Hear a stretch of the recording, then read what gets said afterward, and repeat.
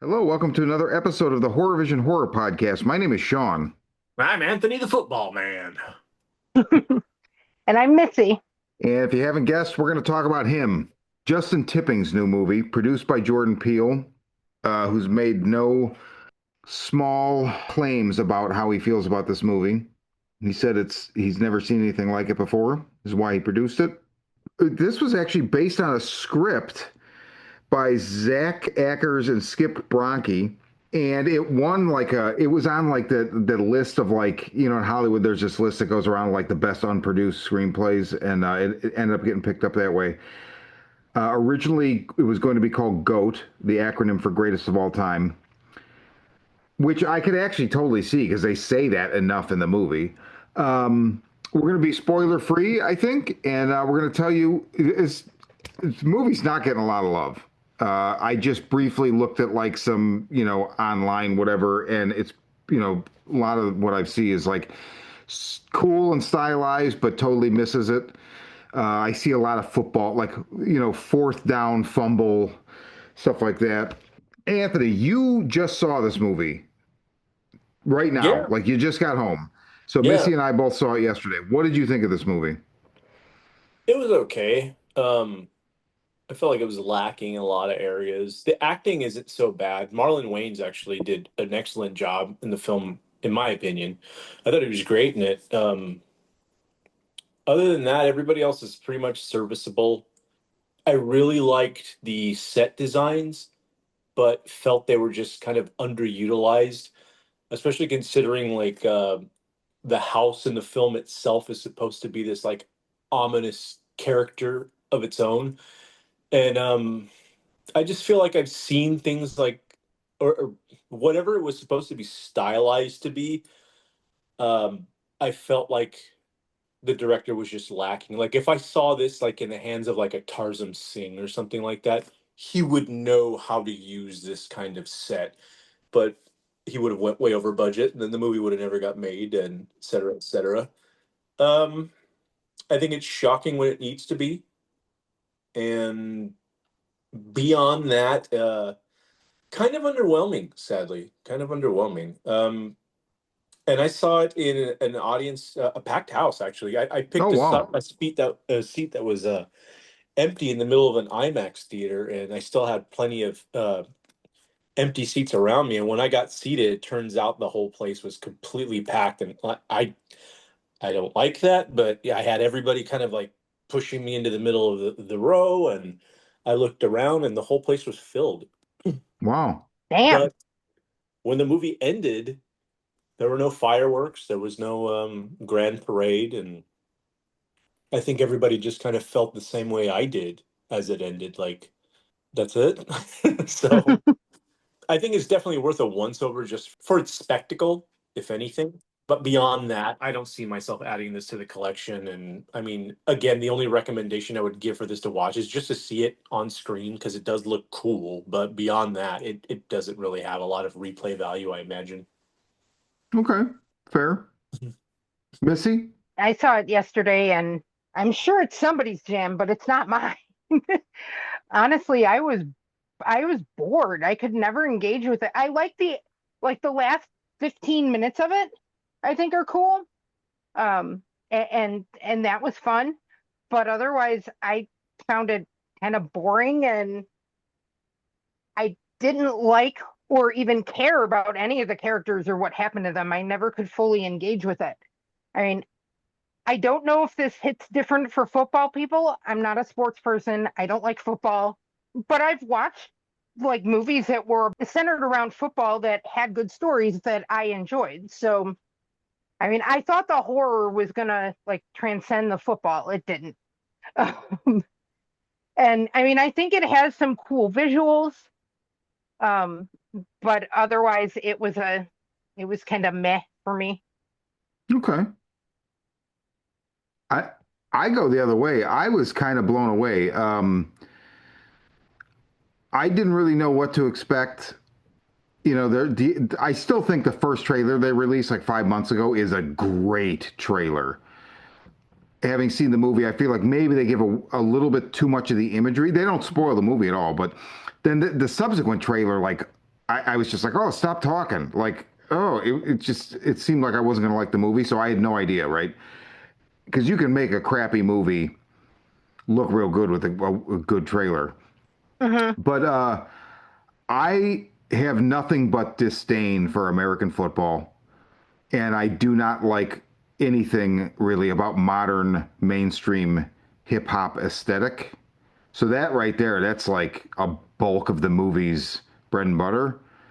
But I was so engaged. Like I just was fascinated and they drew me in. I would agree that it's more spectacle than substance, but I didn't think it mattered.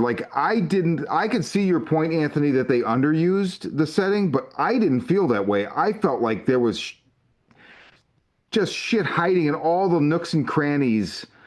It is such an odd, odd setting. And I thought Tyreek Withers, who plays Cameron Cade, basically, one of the two main, basically the protagonists, and then Marlon Wayans. And that's another thing. I don't like the Wayans, like at all. But he's a good actor. We saw him in Requiem for a Dream. I thought they were both magnetic as fuck. Like the whole training sequence, like I think this was like day two where it was like it involved him throwing they bring in these like random guys and like one of them keeps taking the football to the face from the throwing machine and whatnot. And I don't know. And there were a couple times when I was like, oh, is this going to be this? And it wasn't. I was like, oh, thank God. So I think this was a skin of the substance. I think it's basically in some ways the same movie. I'm not taking anything away from this. I don't know if that's how the original screenplay was written or if it was like kind of tooled up post the substance to be a little bit more like that, but it's a very similar story.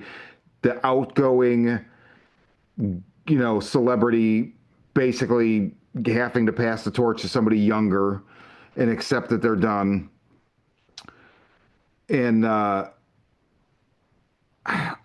don't know. I really really enjoyed it. I wouldn't buy it. I would watch it again, like if it popped up on one of my streamers at some point, just to kind of take it in. But really, I feel like if you have any interest, see it in the theater because it's spectacle. It's more spectacle than it is substance. I don't know, I just felt whatever the movie was trying to do, it wasn't heavy-handed enough. I was going to do a comparison to another film right now that did it better, but that would spoil the film for a lot of people, so I'm not going to do that. But yeah, I for its themes, I just didn't feel that it was heavy-handed enough. And by the time it gets where it's going, again, I'm like, that's it? Really? Like, I don't know. I just think we've seen this type of thing done better. And like kudos for using a sports story as its vehicle. I don't know, it just wasn't enough. I have an odd feeling that a lot of people are going to like this one. They're going to gravitate toward it, and that's fine. Support the director, support the genre. I don't even know if you can. Well, I guess you could, in a way, call this a horror film. I definitely think it's a horror film. I just feel like the whole project was mismanaged, and I think I would have just liked to have seen more. But then again, the film I was going to recommend, I can always just go watch that and get exactly what I want for it. So, oh well, you know, missed the mark for me. But Fair. I definitely say go check it out theatrically, just because again, it looks cool on screen, but style over substance again. Yeah, and definitely. But I think I personally, it's ambiguous, but I don't know. For me, it worked. Missy, I mean, I feel like it missed the mark for me too, but the film itself, it looks pretty. So if you're interested, see it in a theater. If you're wishy-washy about it, there are other good movies in the theater right now that I'd recommend over this. But oh, absolutely, absolutely. Like go see The Long Walk instead of this, or take yes, in like a last viewing of Weapons or something like that. But weapons. but I don't know. Well, maybe this will do good. I don't know. I kind of walked out of the theater thinking like I think this is gonna do good, and then everything just in the little bit that I looked around online, like I was looking for like an interview with Jordan Peele and I couldn't find one just to see if there was any like behind the scenes stuff that I could bring up right now as we record this. And everything I saw was, you know, any outlet you can imagine it would talk about a movie basically saying like I saw that like fourth down fumble remark a lot.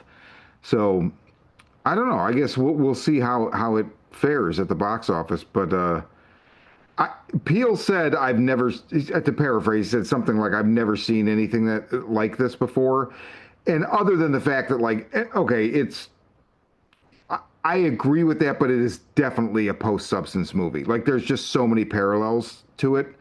And I really think even like the end, it's like it goes kind of bonker, not quite, not well, not nearly as bonkers as the substance goes, but it for this movie to go where it went is kind of a weird ratio, right? Because it's very like playing things close to its chest, and there's spooky stuff and whatnot, and then like the end is like you get some fountains of blood, but I mean nowhere's near what the substance had. You know, the substance is just on another level altogether.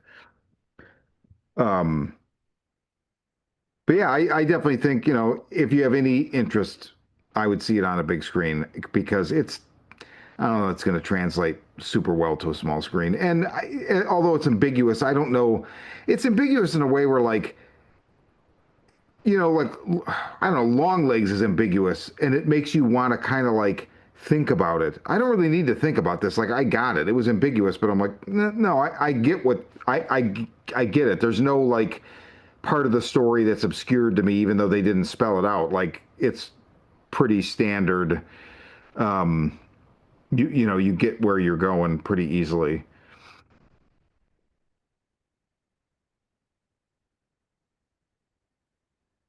Yeah, I don't know. I mean, when I had seen the trailer and I thought originally I thought Jordan Peele was the director. I've liked everything he did, so I was more excited about it. Once I learned he was only producing, I I didn't have high hopes, but I was hoping to get like I don't know. I feel like it was underwhelming too. The trailer made it look a lot more intense than it actually turned out to be. Yeah, I agree. I felt like I was a bit misled by that initial trailer.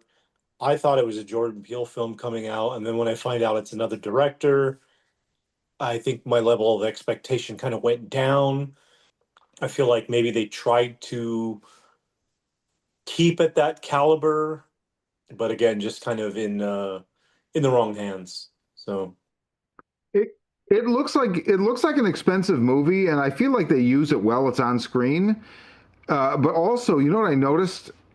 First movie I've seen in a while where, you know, we always kind of talk about how like because of funding you always get any horror movie, I feel like you get multiple title sequences for the production companies, right? You know, I forget which one last year there was like 10, you know, or there's typically like five at least, I feel like. This is just Monkey Paw Productions and then the Universal Fanfare and we're off. So Okay. this is a studio movie. 100% is a studio movie. Um, I don't feel like Jordan Peele, I love everything he's directed.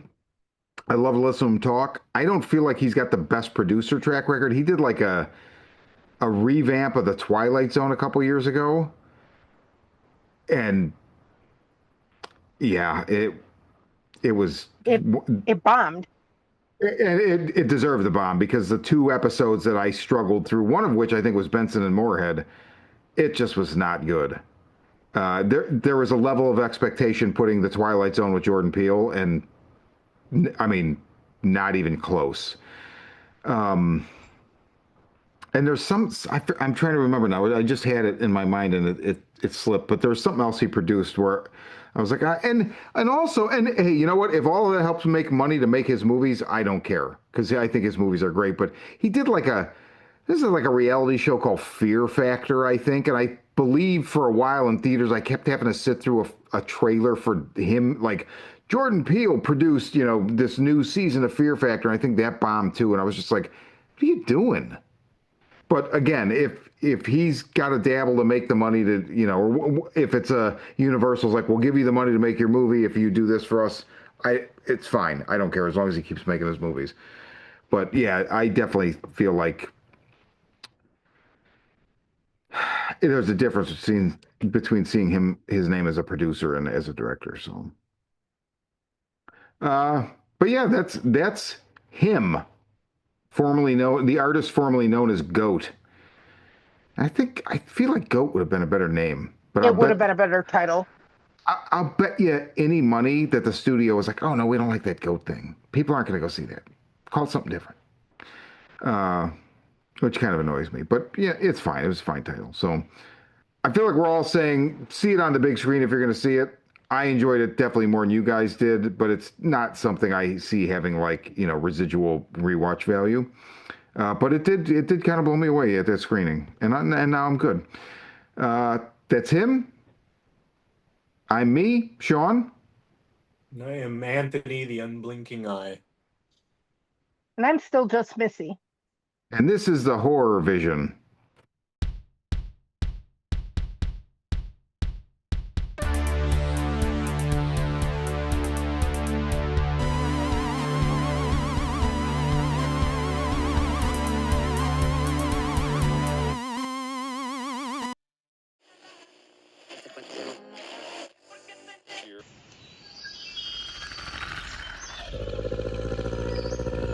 Hapless teenagers beset by demons in the woods.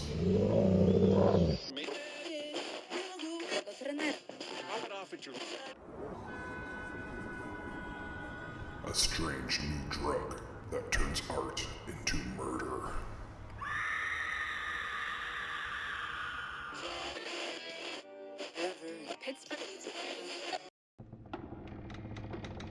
A can't beat a deal on a new house with a horrifying past.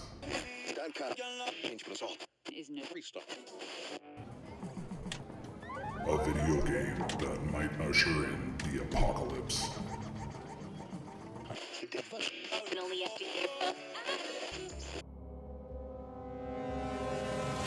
From the demented mind of Sean C. Baker, author of A Collection of Desires, Shadow Play, and Murder Virus, comes Volume 4, collecting Baker's no sleep work along with several never-before published short stories. This 99-cent volume also includes the opening chapter of the author's forthcoming teenage giallo novel, Black Gloves and Broken Hearts, due out later this year.